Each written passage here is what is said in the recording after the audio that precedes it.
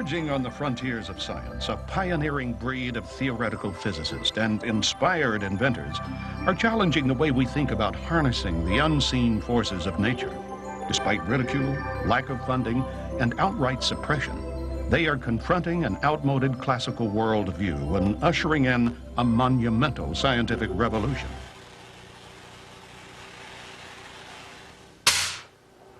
Most people would agree you can't get something for nothing. There's no such thing as a free lunch. And yet, we get our oxygen free from the air we breathe. We get sunlight free, and water, that used to be free until bottled drinking water came along. But what about energy? We've always had to pay for that, whether it's wood or coal, oil or electricity. It's always been the rule that you can never get back more energy than what you put in the first place. That's a fundamental law of nature. Physicists of the 19th century figured that out with the first law of thermodynamics, the conservation of energy. Maybe so. But science has come a long way since then. And laws? Well, there's never been one that hasn't been broken. No one person in the free energy field has been as determined and persistent as Mississippi inventor Joseph Newman.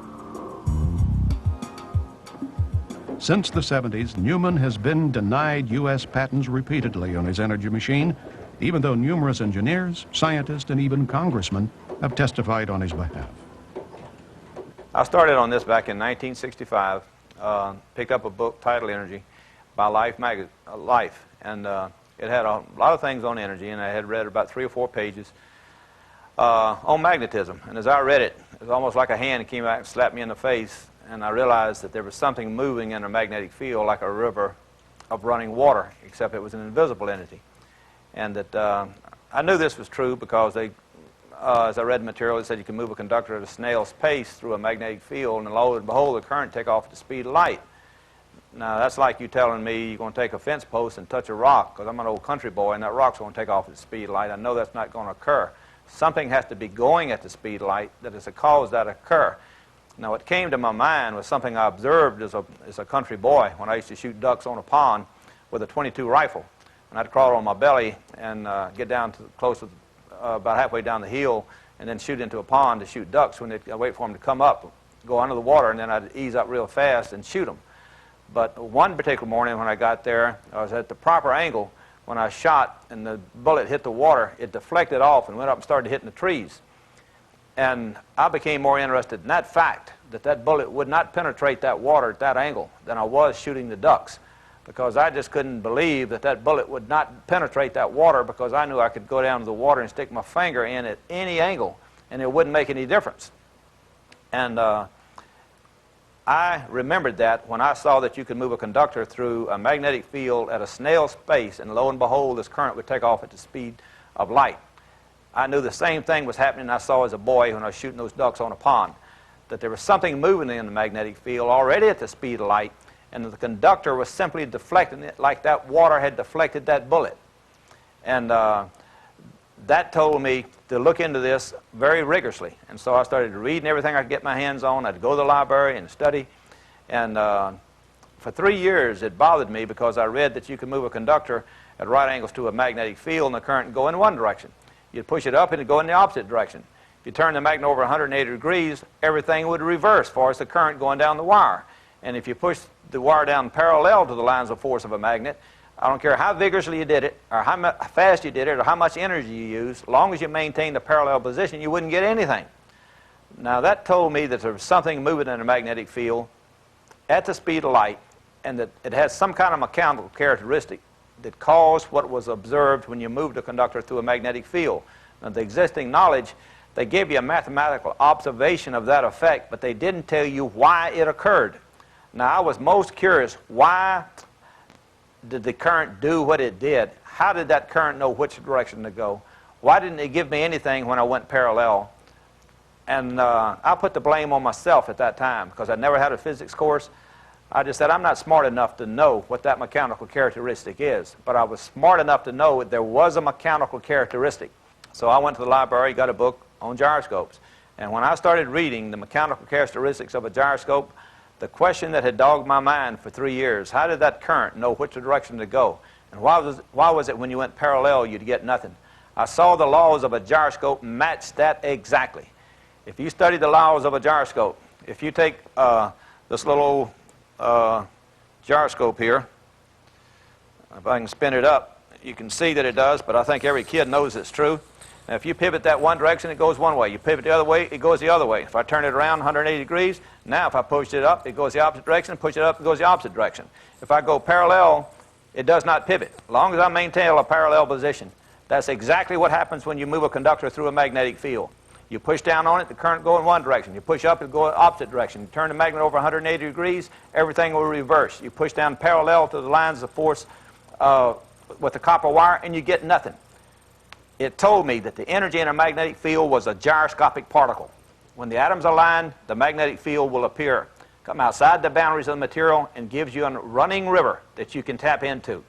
Now, you let the atoms disalign. You can do it by hitting it. You can put heat into it.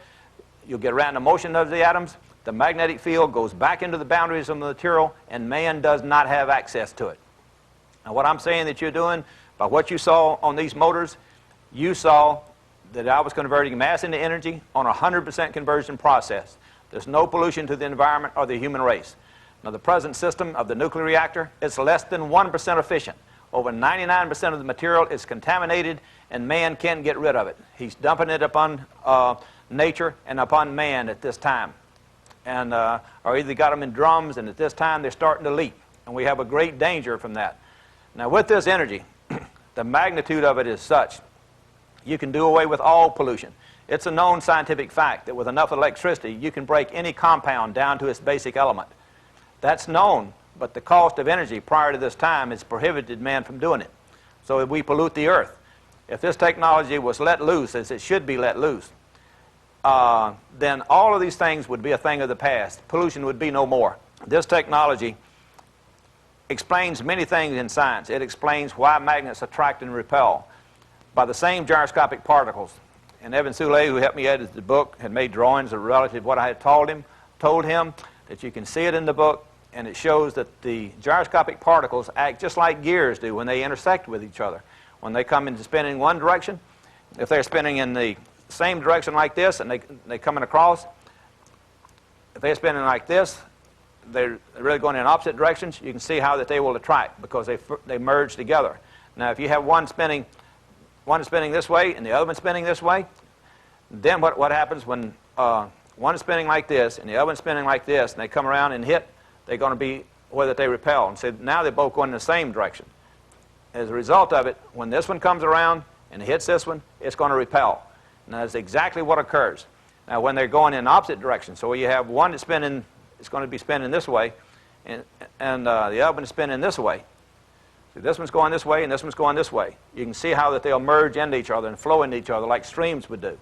And the other way, they're going to be repelling each other. When you come this way, one's coming across, it hits, and it repels. Now, there is no mechanical explanation given for these things. They give you mathematical observation of why magnets attract and repel, and say like charges are going to repel and unlike is going to attract.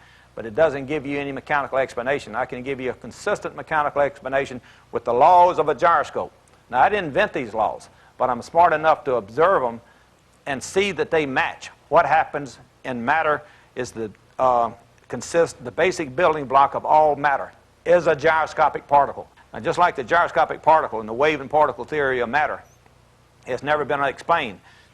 And if you apply the laws of a gyroscope, it explains what happens. And they notice when they have a hole going down and they have light going through it, the shadow will keep getting smaller and smaller until you get it to a certain point, and then all of a sudden the spread way out. Now, they don't understand that. They say, so they get mixed up and say sometimes light acts like a wave and sometimes it acts like a particle. Now, if you apply the laws of a gyroscope, it explains that to a T.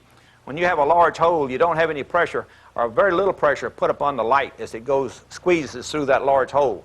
Now, you keep getting it down smaller, smaller. It's just like a fluid. You'll notice a fluid, the velocity will get faster as you go through that little tiny hole. Now, as light tries to go through that little tiny hole, there's going to be pressure applied to its sides. As a result of it, it's going to move at right angles to that, and that's when it spreads way out. Light consists of gyroscopic particles. Light is electromagnetic energy. You're in my workshop here in Lucedale, Mississippi, and what I'm going to show you is an energy technology that's going to totally change your life. that the status quo power brokers have been fighting, and I'll show you the history of it. They didn't want you to have it, but you can see for yourself that this works, and the part of this for you is to see it, is to watch these meters, because these meters are going to show you that there's more power in this system than flows from this battery. That is 2 or 3 times more power in this system than flows from this battery. And you'll notice something. When we start the machine off, you'll see the current swinging from, on this DC amp meter, from about 100 to 200 milliamps. Now this is a thermocoupling heat meter. It's a RF amp meter. It shows you high frequencies of current, which this meter will not show you. Now you can't trick this meter because it uses a thermocoupling to produce heat, and the heat converts it into electricity. Now both of these meters will be reading the true, this one will be reading the true power, this one will be reading just the current that flows from the battery. And you'll see it go up to 200 and back down to 0, showing you that the current is being reversed, and this will show you what that current is. Now notice something. Then when I take this same system out and hook it to a little tiny toy motor, you will notice it'll be drawing about the same current that this large motor does that has a 120-pound rotary with a load on it. And it'll be drawing about the same current as this little tiny conventional motor, because they believe the magnetic field comes from the current. I teach it comes from the wire and from the atoms making up the permanent magnet. That it's a little river of energy, and you can tap into it. I've been working on this since 1965, applied for a patent in 1979, and the power brokers have been fighting it ever since. And this is something that will change the world. That's why they don't want you to have it. I want you to see for yourself that it works, but for you to see it and to know it is to watch the meters, and then we'll hook it to this little motor, and you'll see both of the meters will read exactly the same, showing you that the meters are accurate. Because your first question will be, when you see this, you'll be so dumbfounded, the average engineer will say, well, he's done something to the meters. So I'll just disconnect it, hook it right to that motor. You'll see the meters read exactly the same. With that, I'll start the test.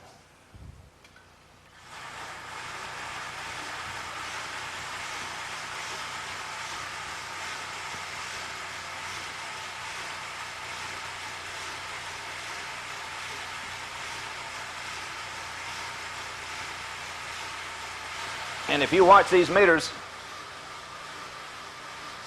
this thing wants to hesitate around 0, you'll notice. Comes down, kind of hesitates. Now this is reading, so you know how to read this meter.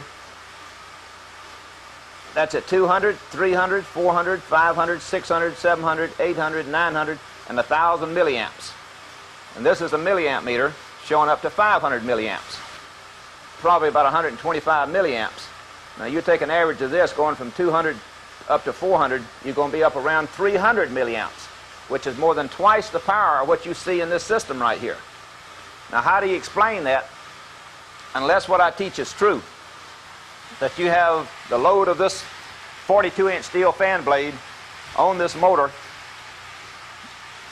and even though you do this, you see that there's more current being produced by this system than those batteries are capable of delivering, because batteries will not produce RF power. So the RF power must be coming from the motor. Now RF power is true power, and the way you know this meter only works by converting into heat, and the heat is converted into electricity because it runs through a resistor. Here it don't quite get down to 200 and gets right up close to 400, so you're going to have an average of at least 300 milliamps here. So you have an average of 125 here. If you take double that, you're going to have 250 milliamps. So you're well over twice the current is flowing in this system than these batteries are capable of delivering. And the batteries cannot produce RF power. Now this is real power. It has to be coming from the system. It clearly shows that the energy output of the system is greater than the energy inputted into the system. And that's what I've been saying. That's what's more than 30 scientists who came to my home from around the world. Some of them came all the way from England, signed affidavits that the invention worked. And so that the question will be asked, how do you know that this meters here haven't been tricked? And the answer to that is simple, is that we're going to disconnect it and then hook it to a conventional little toy motor, and it'll be drawing close to the same kind of current. And let's see what we see then. And you're going to see then that they read very close to the same thing.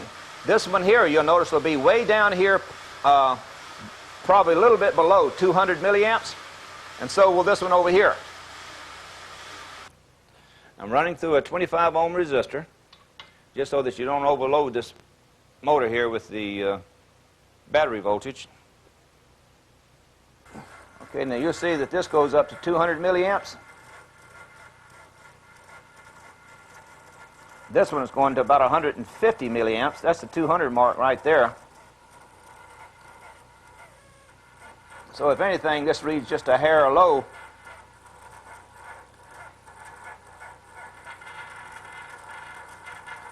But you can see this is no way is this more. That's 200, that's 300, that's 400.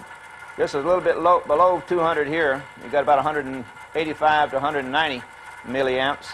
This is showing about 175 to 180 milliamps. But you can clearly see they're both reading accurately the same way.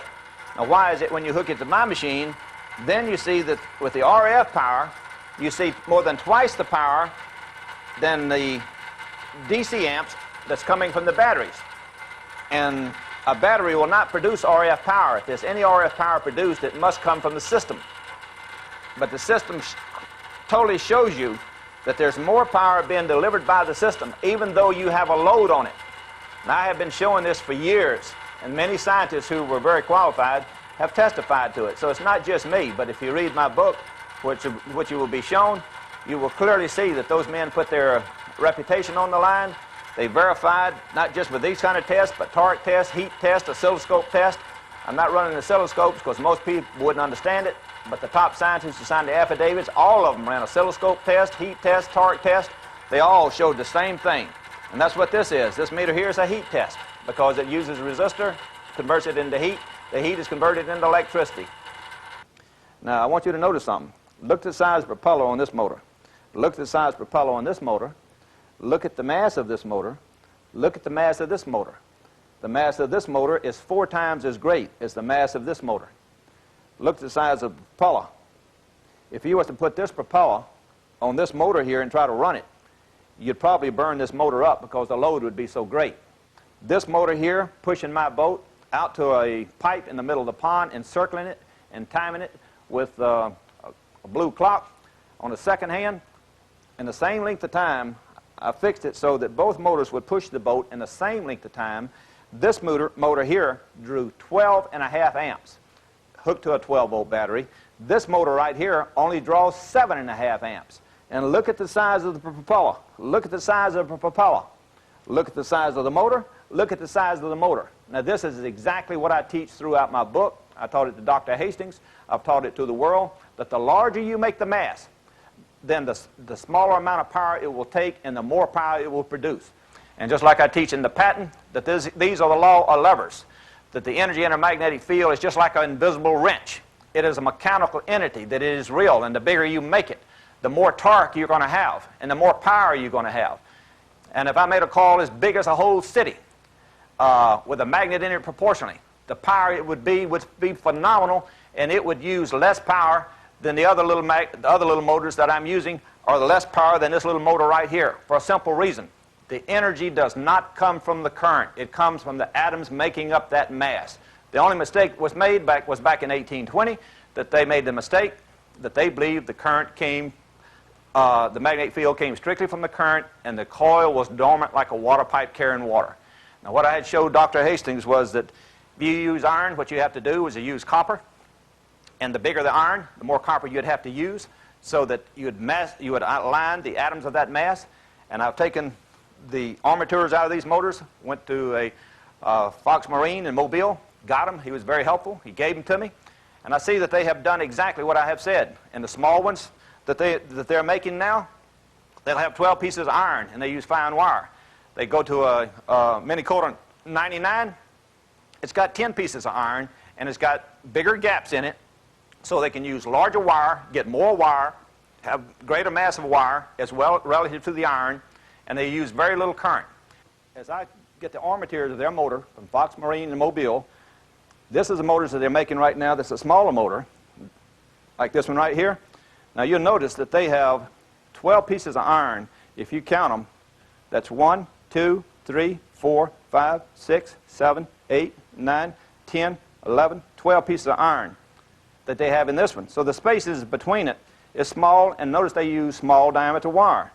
Now this is a lot bigger one. This is mini quarter 99. You'll notice now they only have 10 pieces of iron. 1, 2, 3, 4, 5, 6, 7, 8, 9, 10. So the gaps in between it is greater. Notice the diameter of the wire. The wire is bigger so that they can get more wire, greater mass inside of here, so the power that is utilized will be less. The diameter of this is larger, so they have more torque. If they wanted more power, now this motor, the bigger the motor, the less power it will use, and it'll still use less power than this one.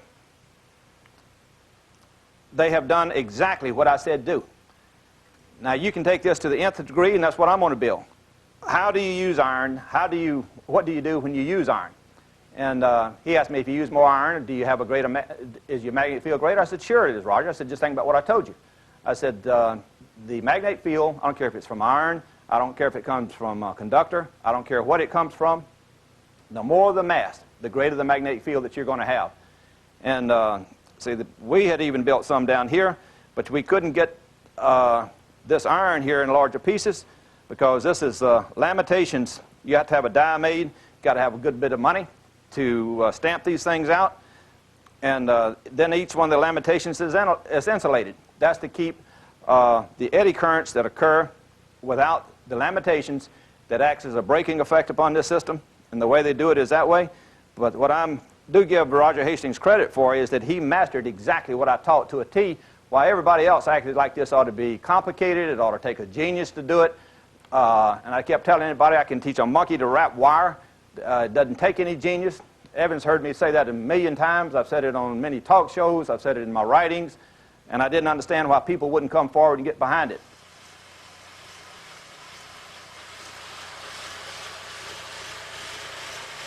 My life's work, I was so dedicated to what I was doing. So when I started on this in 1965, I was wise enough to know not only did I have to understand the energy in a magnetic field, but I had to mechanically understand any energy I'd place in that magnetic field, just like placing a water wheel in water. Excuse me, if you put a water wheel at right angles to that, so it's running this way, and running water, it'll sit there and evaporate, but it won't rotate. You have to put it so that the blades are going to be caught by the water and make it rotate, and it'll do work for you. I knew also the same thing was true of a magnetic field. So I worked from 1965 to 1979 before that I ever applied for a patent. And then I applied for a patent. I didn't have the need to build it because I knew that I was right. My patent attorney told me nobody's going to believe this unless you build it. I built it. It worked exactly as I said it would. The first time that I knew I had put forth a unified field theory in my honest effort, and I didn't set out to do this. It was my honesty to understand matter. It was Dr. Smith, who was chief of space and environment branch at Huntsville, Alabama, who brought this to my attention. I met him in 1976, and we discussed my work quite often, and for over a 2-year period, and he did everything he could to help me. He had some other scientists read my work to try to debate with me. And it was they who brought this to my attention, that they would not even attempt to debate with me because my logic was so rigid. But they were familiar with mathematical formulas, and I didn't use any, but that they wished to compliment me for my unified field theory that I was putting forth. That's the first time it dawned on me that I had put forth a unified field theory. Because I was working on the energy source, it was just my honesty to understand all of matter. Just like wanting to put in a water wheel in the water. It was my same logic that caused me to do this, and Dr. Smith's people brought it to my attention. And my life's work is very diverse and it's very great for all humanity, and it is a mechanical explanation. It is a unified field theory.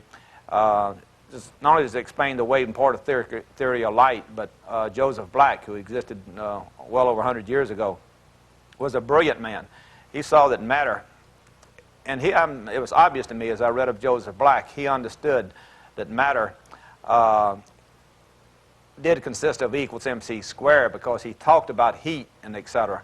Now heat is gyroscopic particles. When you compress materials, they don't just get cool. They say they get hot, they get cool. And you take a bicycle pump and pump it up, and people think that it's getting hot.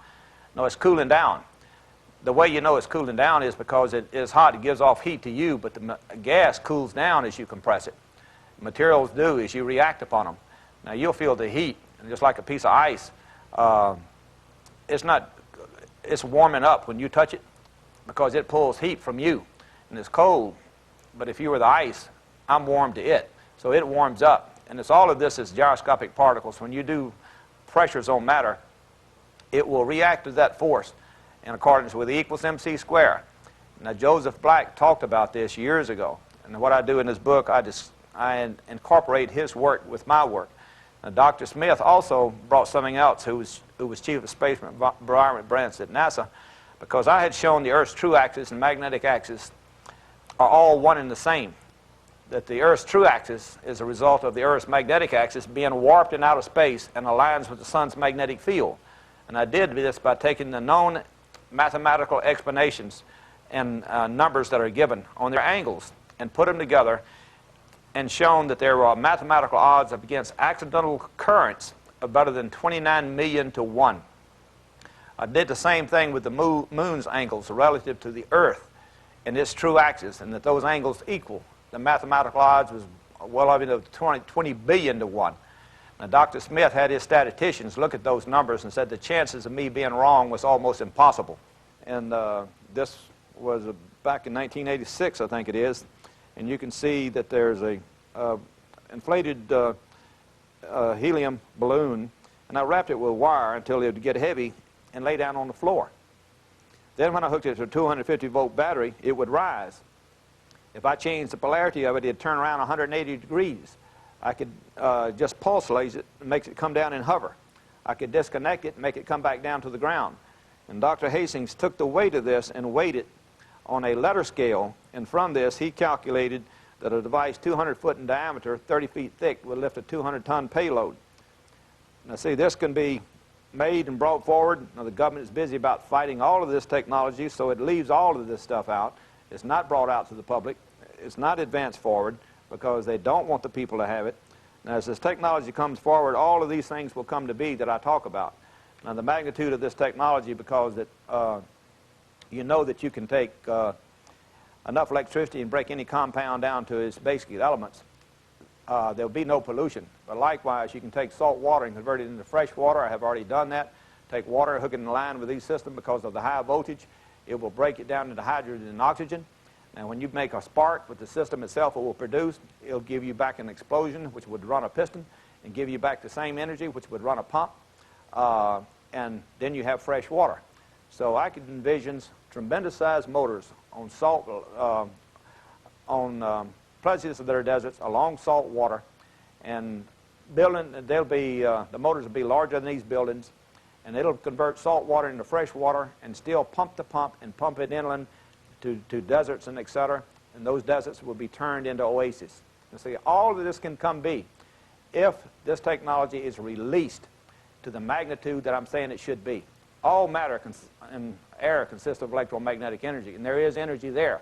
But the Earth's magnetic field is weak across any one point, and it's massive across a large area. That's why that when I built this space device, the thing was interesting to me. When I built it and I applied for a patent on it, I noticed that what I drew matched exactly what people have seen, said they have seen in spacecrafts. And I say I didn't notice that until I drew it, because it, just like mechanically, I look at everything mechanically, was that I knew when a man wears snowshoes, he's not going to put his foot on the outer periphery of it. He's going to put his foot in the center of it. So I put the payload in the center of it and let the mass of the wiring, etc., go out over a large area. But I put the weight in the center so that you would have a balanced unit. Now, as I drew it, though, and after I had drew it, you know, and made it the way I saw it in my mind, I noticed that I had drawn the same shape of a spacecraft that people have said they have seen. I remember when I met Dr. Smith, I didn't believe in space people, and who was chief of space branch at NASA. And he said, Joe, why don't you? You're an intelligent person. Why don't you believe in it? I said, well, the main reason I don't, Dr. Smith, is that why don't they come down and talk to us? And I had been telling him when I met him how refreshing it was to meet a scientist who thought, because I had been to the physics department, I'd been to the astronomy department of all the colleges here in the South. They'd all say, Joe, if I got physics, they'd say, go to the astronomy department. You got astronomy in here. I go to the astronomy department and say, Joe, you got physics. Go to the physics department. I got the runaround. And he said, Joe, you've just been spending 5 minutes telling me how you was complaining about the scientific community. did not think and didn't question and didn't want to debate new ideas with you. He said, now, if you were these people from outer space, would you bother to come down and talk with them? And that really hit me hard. I said, Dr. Smith, I said, I never thought about it. I said, you were right. I said, no, I wouldn't talk with them. I said, I wouldn't talk with them. There could be ships that would be made to carry freight. There'd be no pollution to the earth. You don't need roads. You don't need all this wrecks and et cetera that occur. You'd have a very safe means of travel. That the technology goes forward. Traveling to the moon would be commonplace. That's the magnitude of all of this. See, our government should be behind it. The people should wake up to the magnitude of it. And share this knowledge with one another, because that's the way that you're going to get it, is through shows like this. But then you need to follow it up, read these books for yourself, tell your friends, run the test for yourself. Anybody can repeat this test. I tell you how to take the fine wire. It was 30-gauge wire.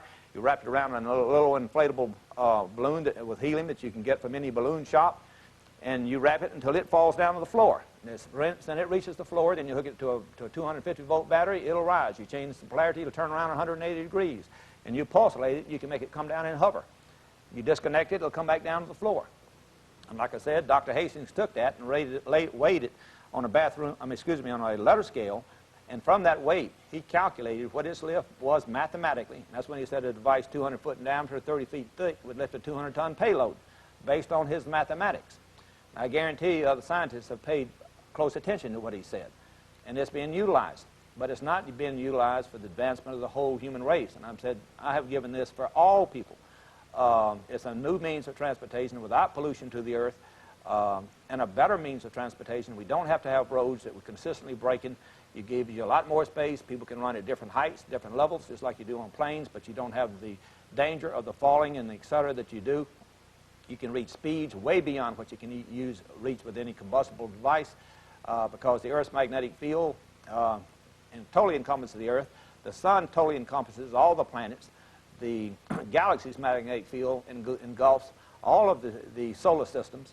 And I'm certain the galaxies rotate around some other central body, that the entire universe is prevailed by electromagnetic field. Therefore, with an electromagnetic device, it is obvious to me that you can travel through this entity. And just like Einstein had concluded that you could not exceed the speed of light, I am certain that you can exceed the speed of light. Because just like I write in this book, anything that you can imagine is probably possible by some means, and I'm certain it can be. And the way I could see it could be done is on the basis that you have a device that puts out electromagnetic field. The reason that I'm certain the mass, like Einstein said, would get bigger and bigger and bigger is because the universe consists of gyroscopic particles. And I can see as you start reaching the speed of light, then at that point, the energy and the magnetic field of the galaxy of the universe will start combining with that mass, and the mass would become greater. We should open our eyes and our brain to see the magnitude of what lays in front of us. Space travel will become a reality. Our children growing up will have an excitement and a universe to travel into, but the values of the human race has to change with that.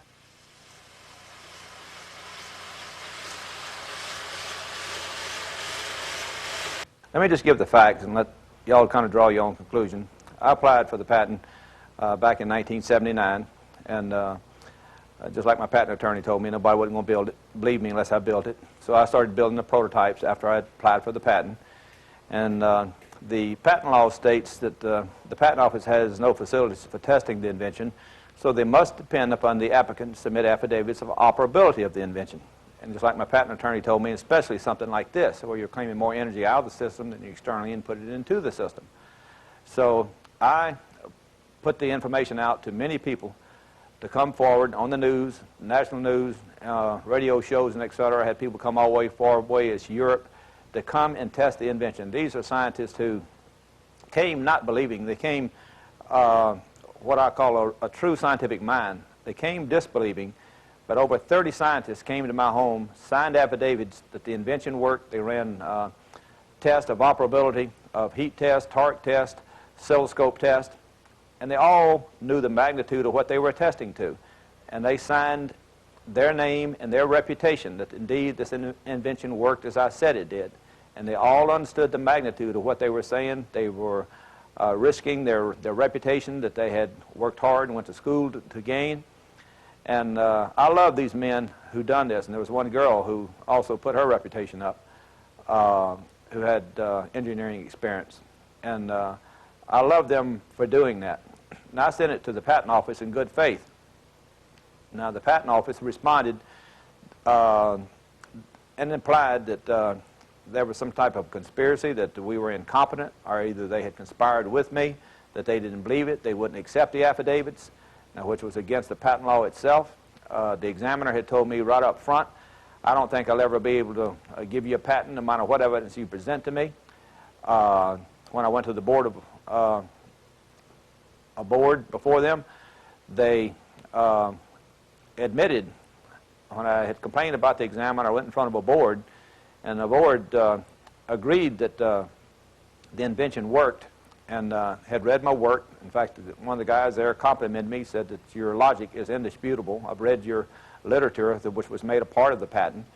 And he said, however, you have not written it so someone could build it.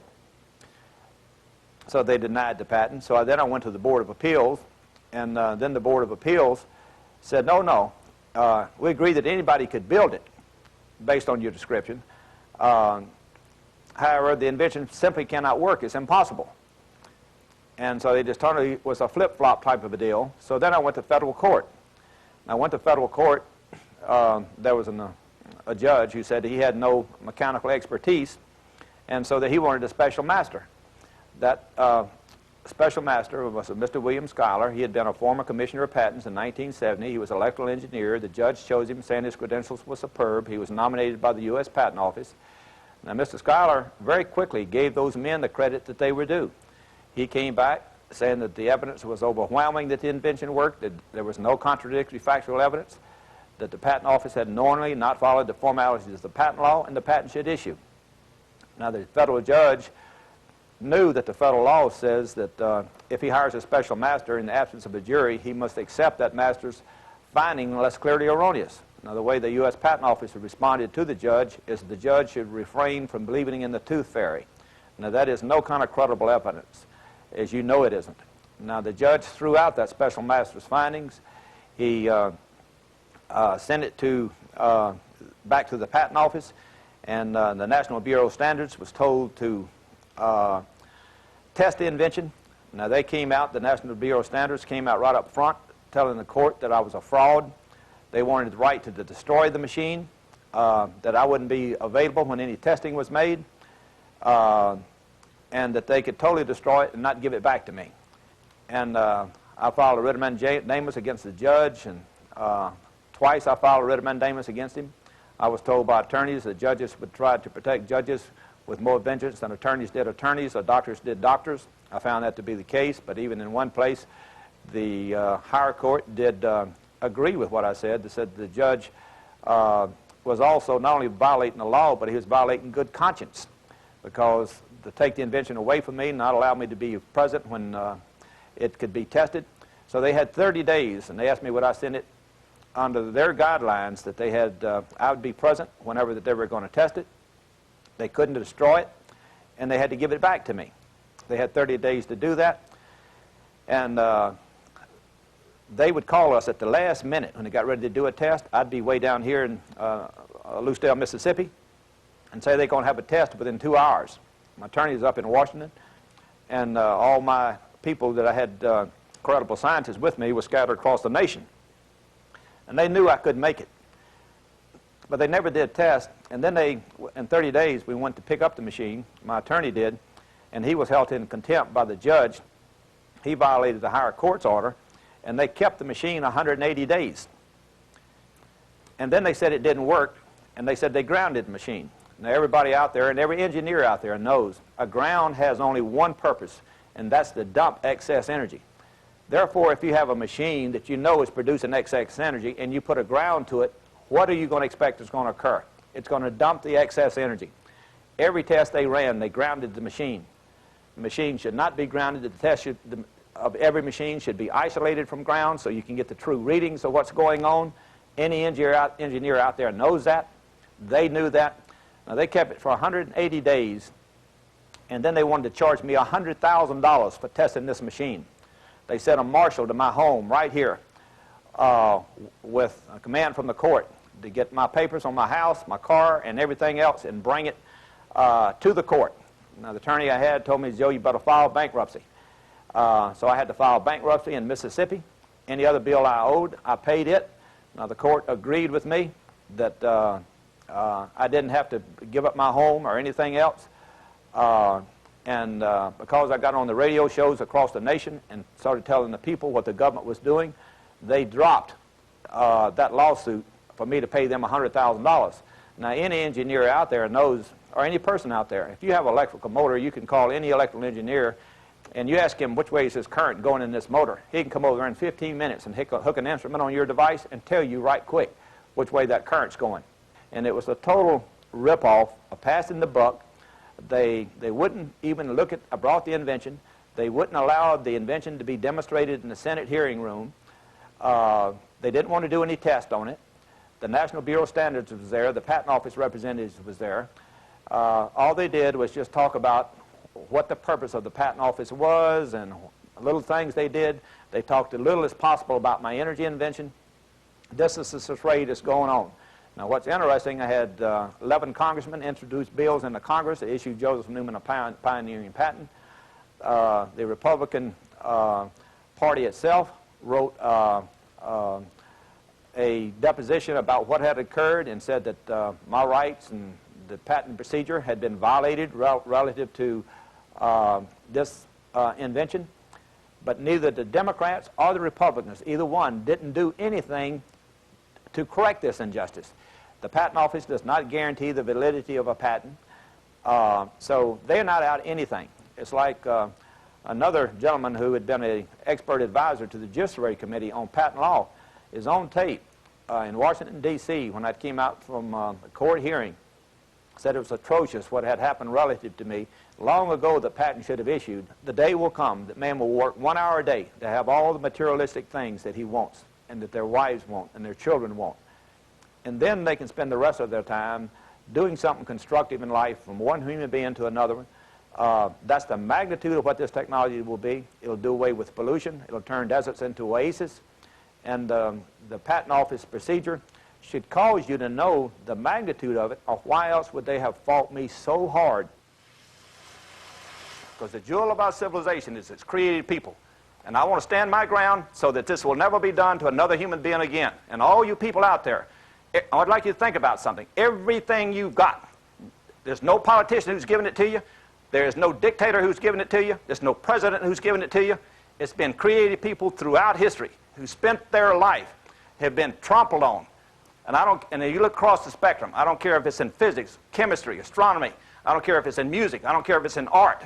Look back through history. Look how these people have suffered every time they've done something. And even bees know that have enough sense to protect its queen bee. The jewel of its civilization is your creative people.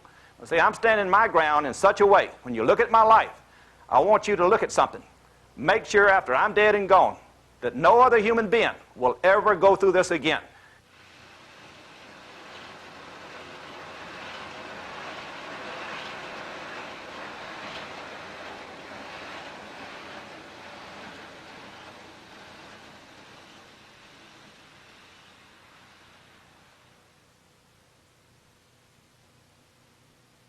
If you were fascinated by the amazing technologies and concepts you've just witnessed, now you can get even more valuable information and details from the New Energy series. 5 full-length videos, 9 hours of in-depth conversations and demonstrations of free energy systems. Explore the worlds of inventors and theoretical physicists who are changing the paradigms of science. Volume 1 features Tom Bearden. In particle physics, any electrical charge is automatically a broken symmetry. Now, what this means is there is a virtual photon flux, a violent flux exchange between the vacuum itself, which is filled with this virtual photon flux.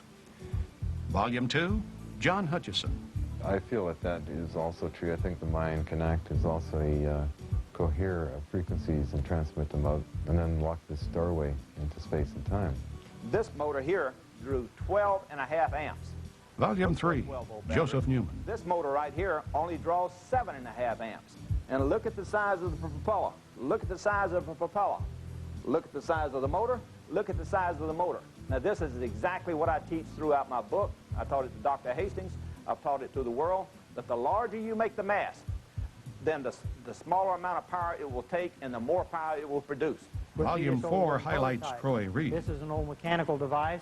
It's got 2 inner wheels on the inside and 2 outer shell wheels with magnets. They got 8 magnets on this side, 8 magnets on the inside here. Let's see what kind of torque we got at 75 psi. In Volume You all 5, ready? Dennis Lee. Okay, here goes. Maxed it out. So it went all the way off the end of this thing, 150 foot-pounds of torque. Applied this engine. They're just to the new $29.95 for process. each tape. Now the Or process get all here, 5 for that it's been modified to $119.95, a is savings of called the $30. Fisher-Brouwer Place your order cycle. today. Call 1-800-795-TAPE, T-A-P-E. Or write to Lightworks Audio and Video, Post Office Box 661593, Los Angeles, California, 90066.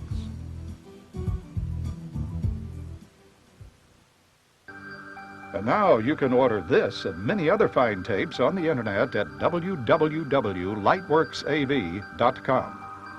That's lightworksav.com, as in Lightworks Audio and Video.